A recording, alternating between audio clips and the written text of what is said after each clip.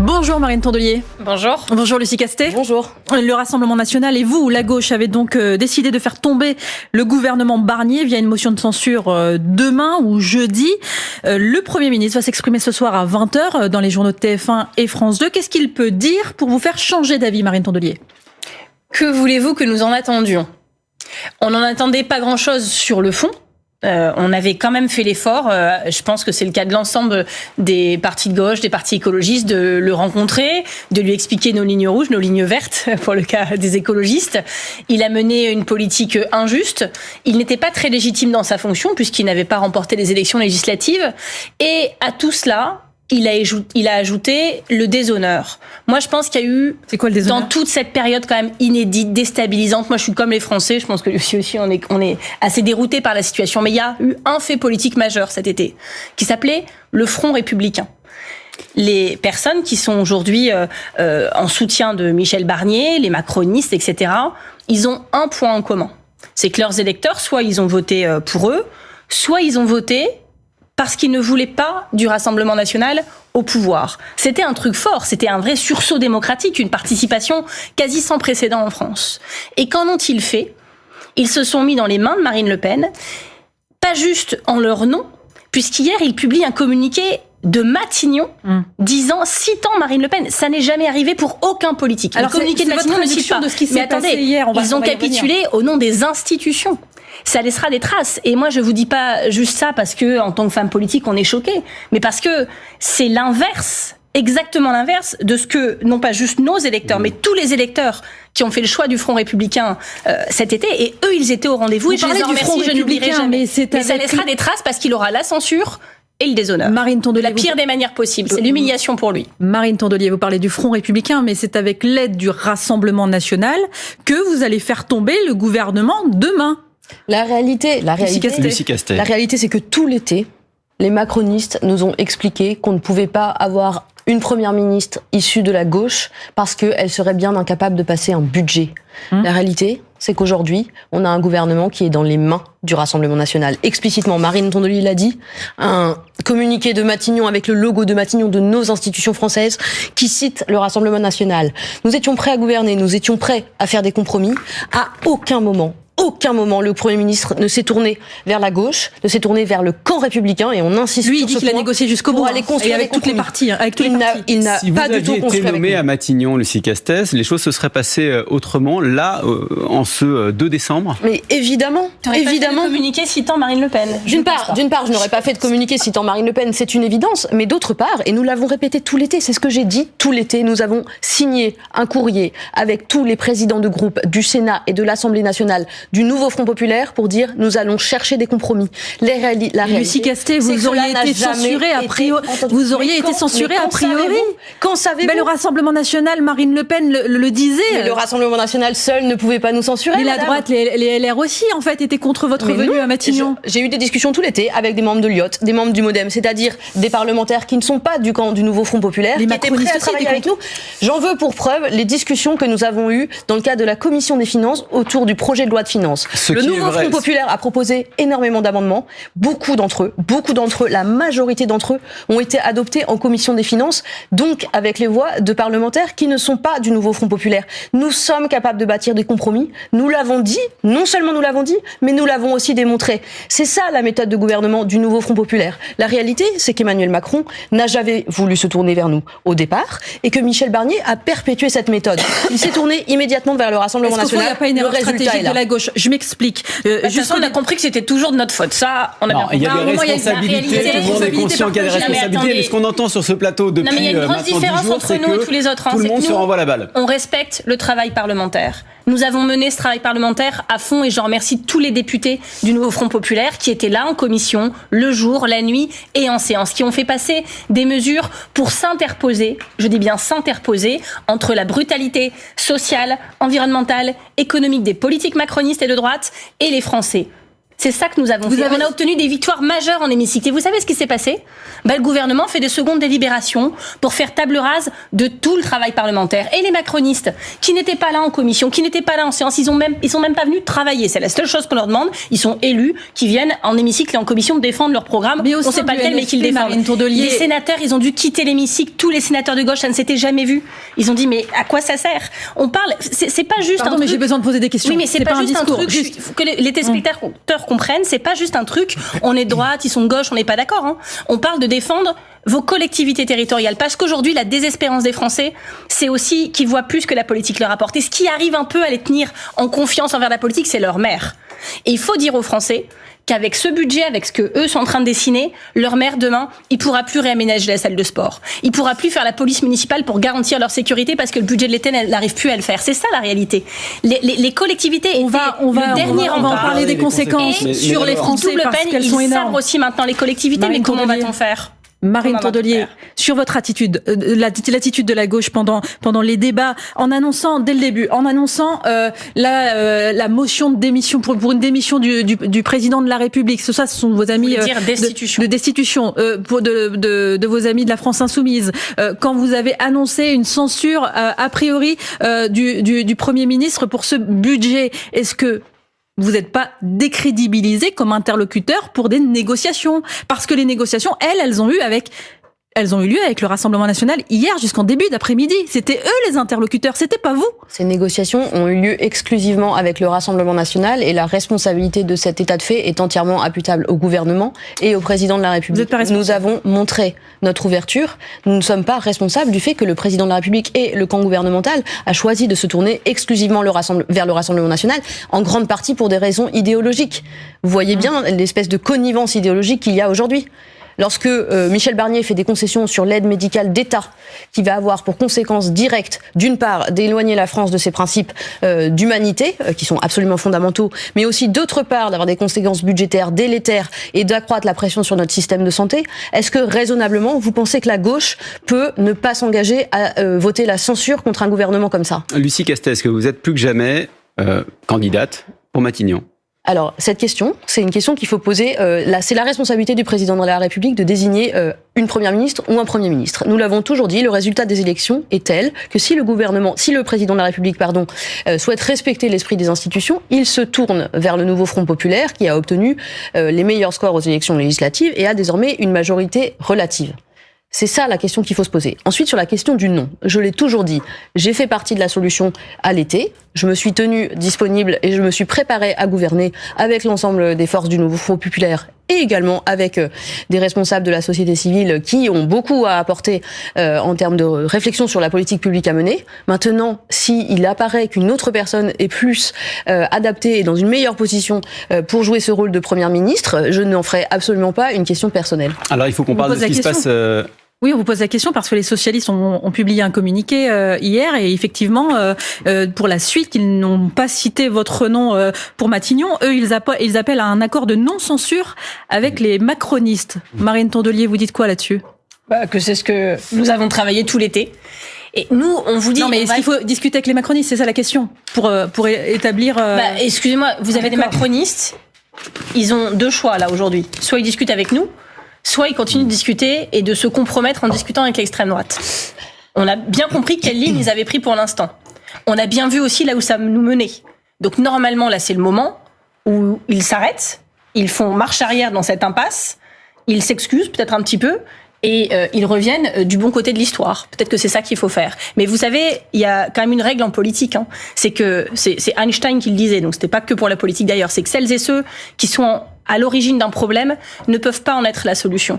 Parce que leurs certitudes, leurs arguments d'autorité, leurs leçons de morale permanentes nous ont conduits là où nous en sommes aujourd'hui. C'est eux qui nous ont conduits là politiquement, c'est eux qui nous ont conduits là démocratiquement, c'est eux qui nous ont conduits là environnementalement, socialement, économiquement, donc même pas de solution du côté d'Emmanuel Macron ? C'est leur bilan. Donc quand on nous dit aujourd'hui, même pas de solution du côté d'Emmanuel Macron aujourd'hui, est-ce que c'est pas un peu de votre faute, Michel Barnier, etc. Moi j'ai un peu envie de m'étrangler quand même. Parce que ils font l'inverse depuis le début de tout ce qu'ils devraient faire. On a exactement expliqué comment ça se terminerait. Et au moment où se passe ce qu'on dit depuis des semaines, vous venez nous voir en disant que c'est pas un peu de votre faute. Bah non, il se passe ce qui devait absolument se passer s'ils prenaient cette direction-là. Quand on se met entre les mains du Rassemblement national, on finit toujours par leur servir de paillasson. Et c'est quelqu'un qui vit sur un territoire qui depuis 10 ans est dirigé par eux qui vous le dit. Toutes celles et ceux qui ont essayé de les brosser dans le sens du poil pour essayer de les apaiser, de les dompter de je ne sais quoi, ça s'est toujours fini de la même manière. Lucie Castet ? Si la question c'est est-ce qu'il faut construire des accords texte par texte pour obtenir des majorités texte par texte au Parlement, et si vous voulez appeler ça accord de non-censure, alors d'accord, c'est ce que j'ai dit tout l'été. Si la question c'est est-ce que vous voulez construire c'est pas ce qu'a dit par exemple les Insoumis, c'était le NFP, c'était le programme rien que le programme. Mais pas du tout, moi je l'ai jamais dit. C'est ce qu'ont dit les Insoumis. Pas du tout. Mais ils ont construit. Mathilde Panot, présidente du groupe à l'Assemblée nationale, du premier groupe à l'Assemblée nationale, a signé un courrier avec tous les présidents de groupe disant on va faire des compromis texte par texte. En revanche, si la question c'est est-ce qu'il faut construire un grand accord gouvernemental avec les macronistes pour gouverner, la réponse est on doit la vérité à nos électeurs. On peut pas construire un accord de gouvernement, un socle gouvernemental avec des gens, un camp macroniste avec qui on ne partage pas un projet politique. Ce serait ni réaliste ni souhaitable. D'autant plus que je crois que depuis le projet de loi de finances, on a vu que les macronistes avaient même doublé le gouvernement, doublé Michel Barnier par sa droite en disant il est absolument exclu d'augmenter les impôts pour financer nos services publics. Je pense que on ne peut pas négocier un accord de gouvernement avec des gens qui pensent de cette manière. Marine Le Pen, comme vous dites prendre cette décision de censurer le gouvernement pour protéger le pouvoir d'achat des Français, sauf que, par exemple, selon Bercy, 17,6 millions de foyers verront leur impôt gonfler et 380 000 ménages commenceraient à s'acquitter de l'impôt alors qu'ils en étaient pour le moment exemptés.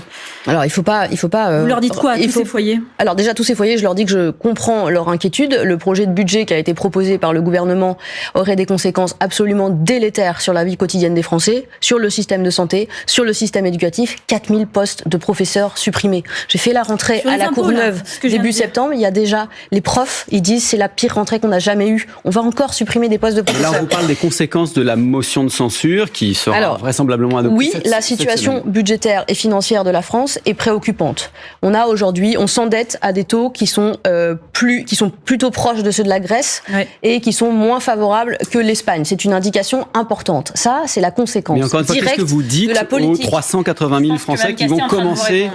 C'est la conséquence directe de la politique économique menée par le gouvernement, les gouvernements successifs sous l'autorité d'Emmanuel Macron depuis 7 ans.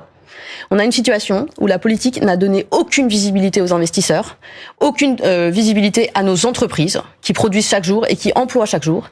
On a eu des annonces totalement désordonnées en matière de déficit public. Là, c'est la décision de censurer le gouvernement qui va produire cette conséquence immédiate qu'on vient de citer. Vous dites quoi à ces foyers qui vont payer plus d'impôts, qui vont payer les impôts alors qu'ils n'avaient pas payé jusqu'à maintenant ? Les taux d'endettement, les taux d'intérêt auxquels on s'endette n'ont quasiment pas bougé depuis quelques jours.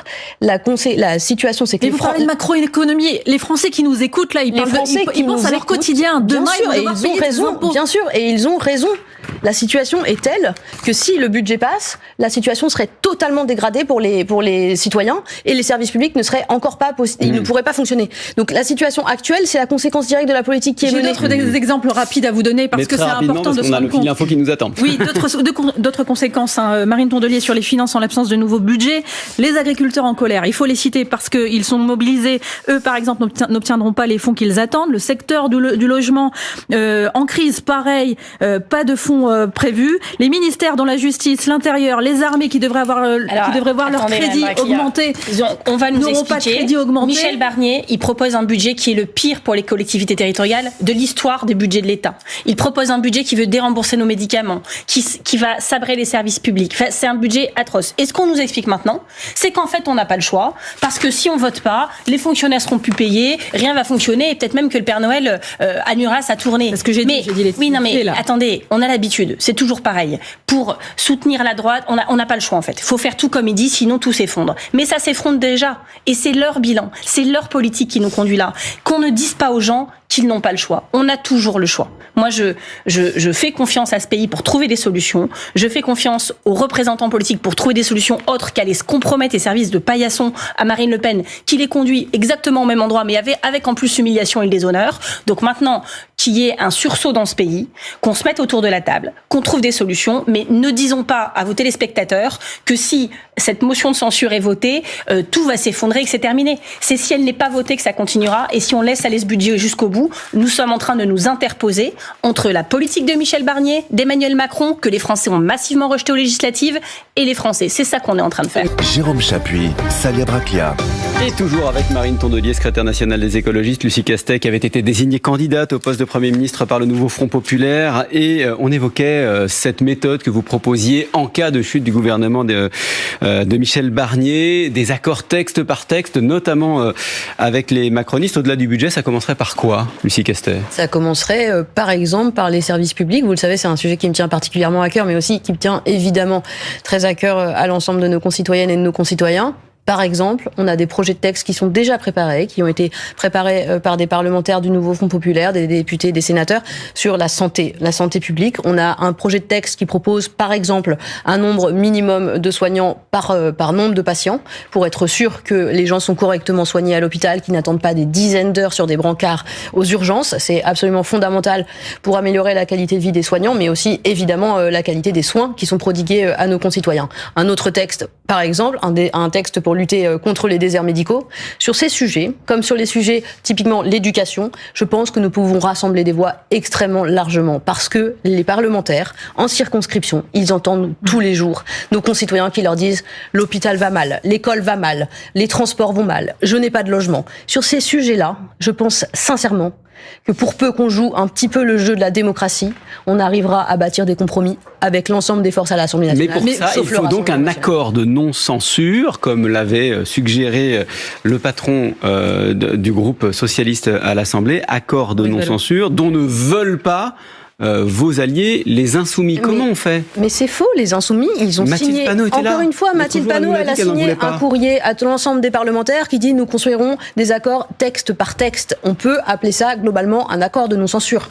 Et ce n'est pas différent. Donc les Insoumis sont prêts à travailler avec les macronistes, c'est ce que vous dites. Les Insoumis sont prêts à proposer des textes sur la base de nos propositions, sur la base des valeurs qui sont portées par le nouveau Front populaire, notamment la restauration des services publics, et ensuite voir comment ça se passe au Parlement. Ils l'ont fait en commission des finances. Énormément d'amendements provenaient du groupe de la France Insoumise. Pour se mettre d'accord avec quelqu'un, déjà, il faut avoir une relation. Est-ce que vous avez appelé Gabriel Attal, François Bayrou? J'ai appelé Gabriel Attal cet été. C'est la seule personne qui a refusé de me parler.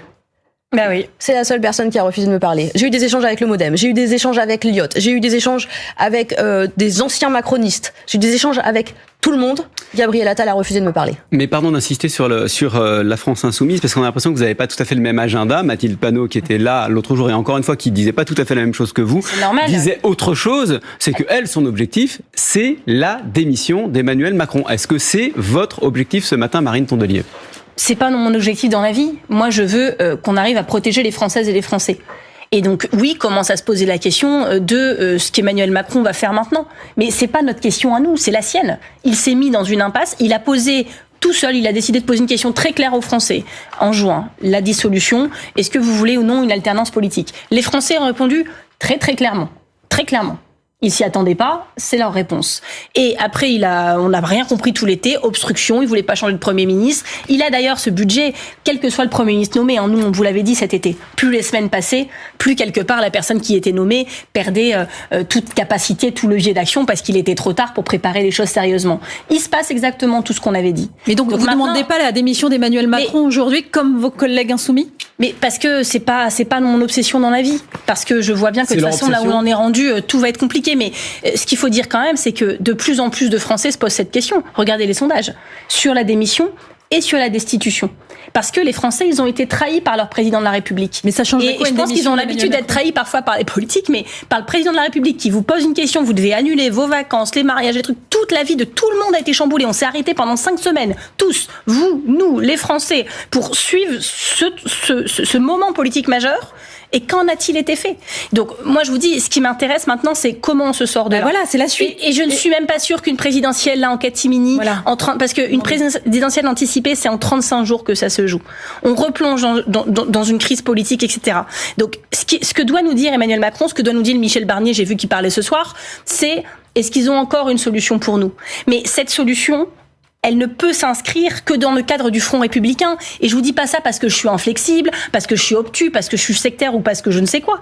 Je vous dis ça parce que c'est le fait politique majeur de cet été. Sauf que le vous Front faites partie républicain, d'un il ensemble. existe encore. Vous faites partie d'un ensemble, Marine Tondelier, qui s'appelle Oui. le Nouveau Front Populaire. Et parmi les membres du Nouveau Front Populaire, il y a la France Insoumise. Écoutez, laissez-moi juste poser ma question. oui, mais vous l'avez déjà posé 5 fois. Donc Non, je sais non, ce que non, vous allez dire. Vous allez dire écoutez quand la même les suite et vous allez insoumis comprendre demandent la destitution, etc. Laissez-moi finir ma question.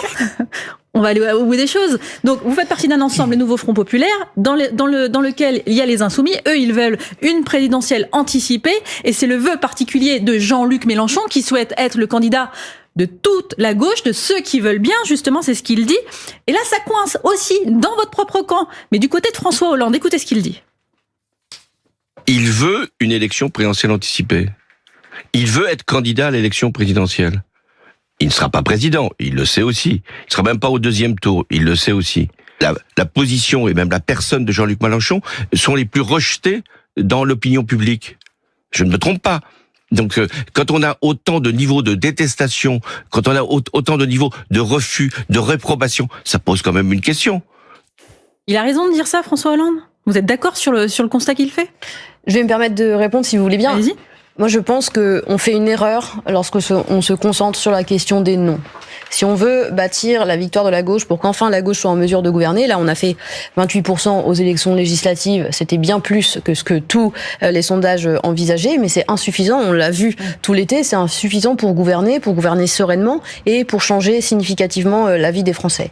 Et donc c'est le sens de l'appel qu'on a lancé avec Marine Tondelier ce week-end. La question c'est un travail d'équipe. Qu'est-ce qu'on fait pour changer la vie des Français? Comment on prépare un projet qui va convaincre les Français et nous permettre de gouverner et donc de rassembler plus largement? Pour ça, il faudra parler du travail d'équipe avant de parler du nom du capitaine. Mais l'équipe, c'est pas le NFP? L'équipe, c'est tout à fait le NFP. On peut continuer à approfondir. On a un programme. On a déjoué les pronostics cet été. On a créé un élan sans précédent. Je pense qu'on peut tous s'accorder à le dire. Un élan sans précédent en juin et en juillet. On a mobilisé massivement la société civile organisée. On a mobilisé massivement les militants, y compris des gens qui n'étaient pas militants auparavant. Maintenant, la question, c'est comment on transforme cet essai, comment on poursuit cet élan et comment on construit quelque chose en vue des prochaines échéances électorales. Mais pardon d'insister sur la question de Jean-Luc Mélenchon, parce que vous dites que la gauche doit s'adresser largement aux classes populaires. Et à entendre notamment par exemple François Ruffin, on ne sait pas trop s'il y a consensus là-dessus, parce que François Ruffin dit que notamment dans sa région, celle des Hauts-de-France, Marine Tondelier, Jean-Luc Mélenchon lui a dit qu'il fallait mobiliser la jeunesse, les quartiers populaires et que tout le reste fallait laisser tomber. Fallait laisser tomber. Avec cette fausse polémique, il y a aucun moment où alors j'étais pas à la Réunion où on se serait dit à gauche, on va devoir choisir entre les cités et la ruralité. Ça n'a aucun sens. Il y a eu en 2011 notamment une note de Terra Nova dans laquelle il y avait un axe politique qui était clairement... On parle à vos téléspectateurs qui sont en train de se demander s'ils auront un gouvernement demain. Vous ressortez des polémiques d'il y a 3 mois. Vous en avez pas marre? Non mais attendez, sur ce point-là... Et un rapport de 2011. Précis, non mais je vais vous répondre la seule chose que vos téléspectateurs ont à savoir. Je leur dis solennellement. Et je ne suis pas la seule à le dire, puisqu'on se déplace beaucoup avec Lucie Castet sur tout le territoire. C'est ce que tous nos électeurs et nos soutiens nous disent. Nous n'avons pas le luxe des divisions. Nous n'avons pas les luxes de l'impréparation. Et donc la seule chose qu'on doit faire, là, c'est se préparer à toute éventualité. La chute du gouvernement Barnier, la démission peut-être d'Emmanuel Macron, parce qu'à un moment il sera au bout, et il sera plus quoi faire d'autre que ça. Du coup, une présidentielle anticipée, et même si elle n'était pas anticipée, elle finira bien par survenir. Des prochaines élections législatives, des municipales, où on voit bien quand même que la vie dans des villes de droite n'est pas la même que dans des villes soutenues par le camp progressiste, la gauche ou les écologistes. Donc il va falloir faire basculer un maximum de villes. Nous, c'est ça notre objet. C'est pas de commenter toute la journée je ne sais qui aurait dit je ne sais quoi sur je ne sais quel autre. Ça ne nous intéresse pas, parce que à chaque fois que la gauche et les écologistes se divisent, nos adversaires sortent le popcorn. Mais vous savez bien pourquoi on pose cette question, c'est qu'aujourd'hui les classes populaires, si on regarde les résultats des élections... Oui, mais peut-être que les classes populaires, Monsieur Chapuis, peut-être que les classes populaires, ils ont envie qu'on leur parle de leur quotidien et de comment on va faire pour changer leur vie vraiment, plutôt que de commenter des micro-polémiques entre plusieurs personnes de gauche. Peut-être que les classes populaires, elles ont envie de savoir qu'on fera tout pour les aider. Et de ce point de vue-là, ce qui va se passer là est important. Parce que vous nous disiez tout le programme, rien que le programme, etc.